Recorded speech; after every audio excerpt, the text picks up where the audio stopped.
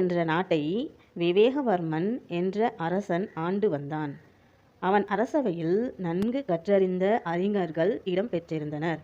அரசன் ஒரு நாள் அந்த அறிஞர்களை பார்த்து, அறிஞர் பெருமக்களே, வாழ்க்கையில் மிகவும் மதிப்பு வாய்ந்த பொருள் எது என்று கேட்டான். இந்த கேள்வியை கேட்டதும் முதல் அறிஞர், வாழ்க்கையில் மிகவும் மதிப்பு வாய்ந்த பொருள் உயிர்தான்.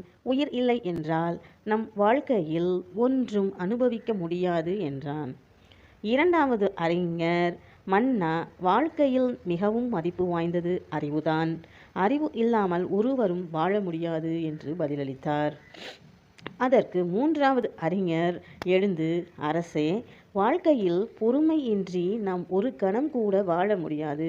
எனவே மிகவும் விலை உயர்ந்தது பொறுமைதான் என்று பதிலளித்தார். நான்காவது அறிஞர், அரசே, நம்ம பூமிக்கு வேண்டிய ஆற்றல் சூரியனிடமிருந்து தான் கிடைக்கிறது. சூரியன் இல்லையென்றால் பூமியில் உயிர்கள் கிடையாது. எனவே சூரியன்தான் உயர்ந்தது என்றார்.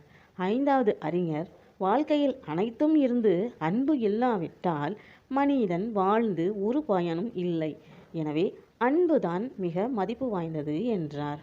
இறுதியாக ஓர் அறிஞர் எழுந்து, அரசே, காலம்தான் அனைத்தையும் விட மிக மிக மதிப்பு வாய்ந்த பொருள். நமக்கு காலம் இல்லையானால் உயிர் இருந்து என்ன பயன்? அறிவை பயன்படுத்த நமக்கு நேரம் ஏது? பொறுமையாக இருக்க அவகாசம் ஏது? சூரியனை பயன்படுத்த ஏது காலம்? அன்பு காட்ட ஏது வாய்ப்பு? எனவே உலகிலேயே மிகவும் மதிப்பு வாய்ந்த பொருள் காலம்தான். ஆகவே அதனை வீணாக்காமல் நம்முடைய ஆக்கப்பணிகளுக்கு எந்தெந்த வகையில் எல்லாம் அதனை பயன்படுத்தி கொள்ள முடியுமோ அந்தந்த வகையில் எல்லாம் பயன்படுத்தி கொள்ள வேண்டும் என்றார்.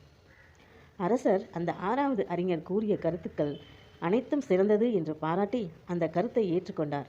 காலத்தின் அருமையை குறித்து மிகவும் அழகாக விளக்கிய ஆறாவது அறிஞருக்கு அவர் மனம் விரும்பும் வகையில் எண்ணற்ற பரிசு பொருட்களை கொடுத்து பாராட்டு மட்டுமல்ல, அவரை தனது அமைச்சராக நியமித்து கௌரவப்படுத்தினார்.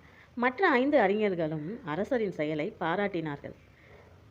எனவே ஃப்ரெண்ட்ஸ், இந்த கதை மூலியமாக நம்ம தெரிஞ்சுக்க வேண்டியது, காலம்தான் இவ்வுலகிலேயே மிக விலை மதிக்க முடியாத சொத்து. காலத்தை தவறவிட்டால் வாழ்க்கையில் முன்னேற முடியாது. எனவே இளமையில் கற்க வேண்டியதை இளமையிலே நன்கு கற்றால்தான் முதுமையில் நாம் அனைவரும் சந்தோஷமாக நிம்மதியாக வாழ முடியும். தேங்க்யூ.